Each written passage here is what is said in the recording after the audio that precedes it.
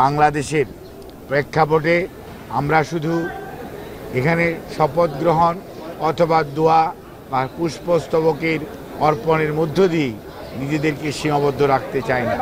Diploma ইঞ্জিনিয়ার্সরা সারা বাংলাদেশে প্রতিটি উপজেলায়, প্রতিটি পৌরসভায়, ইভেন তারও নিম্ন স্তরে প্রতিটি বিভাগে বাংলাদেশের উন্নয়ন এবং অগ্রগতির মূল চালিকা শক্তি হিসাবে কাজ করে এই দেশের ডিপ্লোমা ইঞ্জিনিয়ার্সরা।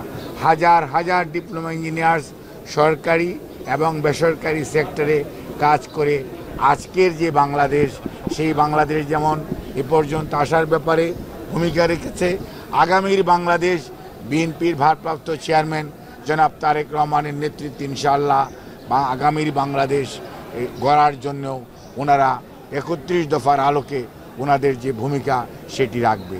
আজকের এই নবগঠিত কমিটি গঠন প্রক্রিয়ার মধ্যে যারা সম্পৃক্ত ছিলেন, বিশেষ করে বিএনপির ভারপ্রাপ্ত চেয়ারম্যান, তার প্রতি আমরা সবাই কৃতজ্ঞতা জানাই। উনি ওনাদের সাংগঠনিক অভিভাবক, সেজন্যই ওনাকে আমরা শ্রদ্ধা জানাই, কৃতজ্ঞতা জানাই। শ্রদ্ধা জানাই দেশনেত্রী বেগম খালেদা জিয়ার প্রতি এবং অ্যাসোসিয়েশন অফ ইঞ্জিনিয়ার্সের সাবেক মহাসচিব, সাবেক সংসদ সদস্য প্রকৌশলী শাহরিন ইসলাম তুহিন, উনিও ওনার ভূমিকা রেখেছেন এই ডিএফকে কীভাবে আরও ব্যাপকতর করা যায়, বাংলাদেশের বিভিন্ন প্রত্যন্ত অঞ্চলে সুসংগঠিত করা যায় সেই লক্ষ্যে। কাজেই আপনারা সবাই দেশবাসীর প্রতি এবং ডিপ্লোমা ইঞ্জিনিয়ারদের প্রতি আমাদের আহ্বান থাকবে, আসুন হানিফ সাখাওয়াতের নেতৃত্বে সকল ভেদাভেদের ঊর্ধ্বে উঠে ঐক্যবদ্ধভাবে আমরা সংগঠিত হই এবং আগামীর বাংলাদেশ গঠনে আমরা যাতে ইতিবাচক ভূমিকা রাখতে পারি। অতীতে যেভাবে আপনারা ভূমিকা রেখেছেন ঠিক একইভাবে আপনারা ভূমিকা রেখে বাংলাদেশকে সামনের দিকে এগিয়ে নিয়ে যাওয়ার চেষ্টা করবেন। আপনারা লক্ষ্য করছেন ইদানিংকালে অনেক ষড়যন্ত্র হচ্ছে বাংলাদেশকে পিছিয়ে দেওয়ার জন্য, বাংলাদেশের গণতন্ত্রকে বিপদগামী করার জন্য, বাংলাদেশের গণতান্ত্রিক শাসন ব্যবস্থাকে প্রলম্বিত করার জন্য বিভিন্ন ষড়যন্ত্র দেশ এবং বিদেশ থেকে হয়েছে। এখানে পলায়নকৃত স্বৈরাচার অথবা রাষ্ট্রবিরোধী শক্তি আজকে তারা তলে তলে ঐক্যবদ্ধ হচ্ছে, আঘাত করছে যাতে বাংলাদেশ গণতন্ত্রের পথে পরিচালিত হতে না পারে, বাংলাদেশ বিশ্বের দরবারে একটি মডারেট ডেমোক্রেটিক কান্ট্রি হিসাবে যে তার সুনাম সেটি অক্ষুণ্ণ রাখতে না পারে, সেই লক্ষ্যে আজকে পলায়নকৃত স্বৈরাচার এবং দেশবিরোধী শক্তির যে ঐক্য সেটি যদি আমাদের রুখতে হয় তাহলে মনে রাখতে হবে দেশের সাধারণ মানুষকে ঐক্যবদ্ধ করতে হবে, তাদেরকে সাথে নিয়ে এবং গণতন্ত্রকামী মানুষকে সাথে নিয়ে আজকে আমাদের এই ষড়যন্ত্র রুখে দিতে হবে।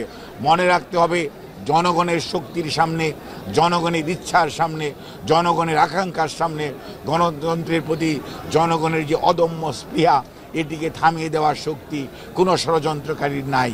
কাজেই সব সময় সারা পৃথিবীতে দেখা গেছে যখনই কোনো দুর্যোগ দুর্বিপাক আসছে, যখনই কোনো স্বৈরাচারের উদ্ভব হয়েছে, জনগণই সিদ্ধান্ত নিয়েছে এবং বিগত ৩৬শে জুলাই ২০২৪ জনগণই সিদ্ধান্ত নিয়েছে। ছাত্র জনতার আন্দোলন ছিল বৈষম্য বিরোধী আন্দোলন, সেই আন্দোলন এক দফার আন্দোলনের রূপ লাভ করেছে জনগণের অংশগ্রহণের মাধ্যমেই। কাজেই আজকেও যারা দেশের গণতন্ত্রকে পিছিয়ে দেওয়ার, গণতন্ত্রকে ফিরে আসাকে প্রলম্বিত করার অপচেষ্টা করছেন দেশে এবং বিদেশে বসে, তাদের হীন চেষ্টা জনগণের ঐক্যবদ্ধ প্রচেষ্টার উপর এবং সচেতনতার উপর কোনো দিনই স্থান পাবে না। জনগণ শেষ বিচারে জয় হবে এবং জয় হবে গণতন্ত্রের, জয় হবে মানুষের অধিকার আদায়ের সংগ্রামের এবং জনগণের সিদ্ধান্ত নেবে আগামী দিনের সংবিধান কি হবে, আগামী দিনের সংস্কার কি ধরনের হওয়া উচিত।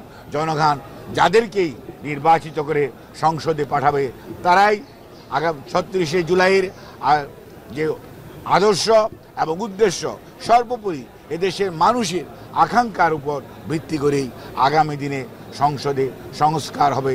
সেই সংস্কারের মাধ্যমেই বাংলাদেশ ভবিষ্যৎমুখী বাংলাদেশ অর্থাৎ আগামীর বাংলাদেশ ৩১ দফার আলোকে বিনির্মাণে ইনশাল্লাহ বাংলাদেশ জাতীয়তাবাদী দলের ভারপ্রাপ্ত চেয়ারম্যান জনাব তারেক রহমান নেতৃত্ব দিবেন। গতকালকে যে জাকসু নির্বাচন হয়েছে সেখানে শুধু খালি আপনারা ছাত্র দলের কথা কেন বলেন? সেখানে বিভিন্ন প্যানেল, স্বতন্ত্র প্রার্থী, ইভেন শিক্ষকরা পর্যন্ত নির্বাচন থেকে অনেকেই সরে দাঁড়িয়েছেন। নিশ্চয়ই সেখানে কোনো না কোনো কারণ আছে। কাজেই আমার বক্তব্য থাকবে অত্যন্ত সুস্পষ্ট। দেশের মানুষ 2009-এ ভোট দিতে পারে নাই, 14-তে ভোটারবিহীন নির্বাচন হয়েছে, 18-তে দিনের ভোট রাটে হয়েছে, 24-এ আমি আর ডেমির নির্বাচন হয়েছে। কাজেই বাংলাদেশের মানুষ নির্বাচনী ব্যবস্থার প্রতি আস্থা রাখতে চায়।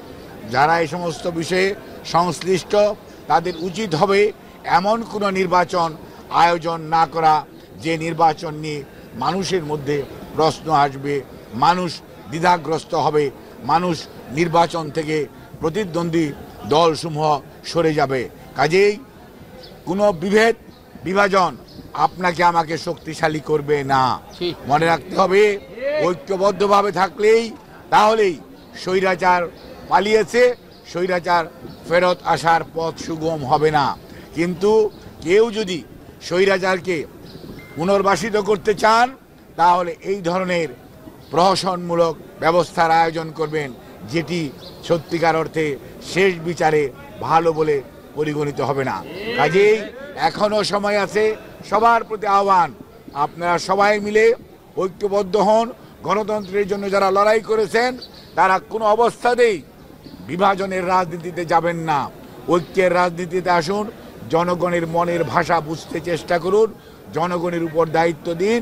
আর যারা এই সকল প্রক্রিয়ার সাথে সম্পৃক্ত তাদেরকে বলবো, বামেও যাবেন না, ডানেও যাবেন না, মধ্যবর্তী অবস্থা অবলম্বন করুন এবং ভোটারদের সাথে, জনগণের সাথে, পরিবেশের সাথে খাপ খাইয়ে চলুন। কোনো দিকে হেলে পড়ার দরকার নেই। আপনি আপনার নিরপেক্ষতা দিয়েই প্রমাণ করবেন এবং আগামী দিনের ভবিষ্যৎ স্বীকৃতি দিবে আপনার অবস্থান কি ছিল। আমরা আর এই ধরনের কেউ নির্বাচন থেকে সরে দাঁড়াবে, সেই নির্বাচনের সাথে সম্পৃক্ত কর্মকর্তারা, শিক্ষকরা সরে দাঁড়াবে।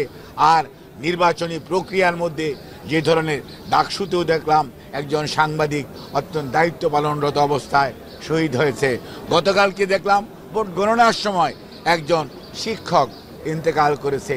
আমরা কোনো অবস্থাতেই এই ধরনের পরিস্থিতি যেটি অ্যাভয়েডেবল, অর্থাৎ আমার শারীরিক সুস্থতা কতটুকু আছে বা নাই, এগুলো কিন্তু সত্যিকার অর্থে অবশ্যই দেখার দরকার। এবং এ ব্যাপারেও আমি বলবো ভবিষ্যতেও খেয়াল রাখা দরকার, কারণ আমরা এই ধরনের মর্মান্তিক দৃশ্য আমরা চাই না।